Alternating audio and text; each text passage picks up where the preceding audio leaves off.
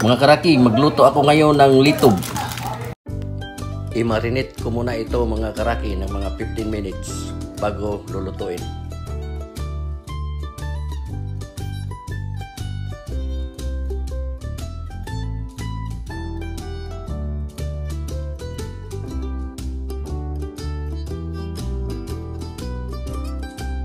So na mga karaki, mag-gisa na tayo mga karaki.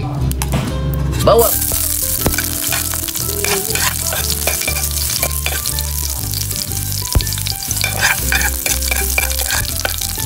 Sibuyas. Merong sili para panghang mga karaki at luya.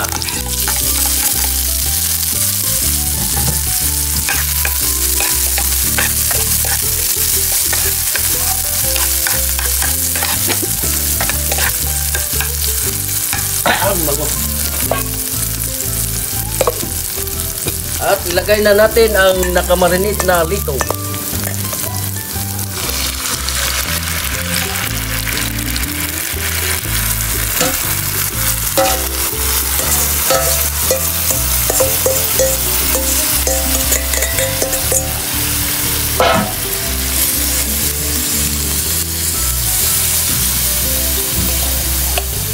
Takpan muna natin.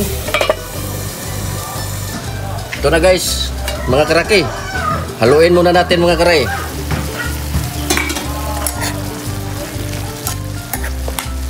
Yan.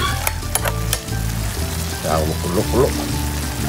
At ito mga karaki, meron ako ditong natirang ketchup. Ihalo ko to para di masayang, para medyo manamis-namis ang ating litob. Ihalo ang ketchup na may sagol tubig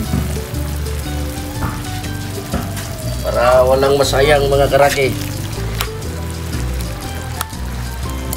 Takpan natin uli para hintayin natin na maluto ang litob. Mga karaki, ito na. Tingnan natin, luto na ang ating litob. Ayan na. Ayan na, luto na yan guys. Haluin natin. Pakita ko sa inyo. Ito guys, luto na yan. Ayan. Ayan, masarap sa pulutan yan guys. Masarap yan. Ayan. Luto na yan.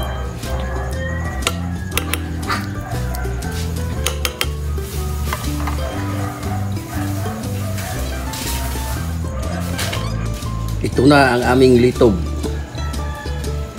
Yan, sarap.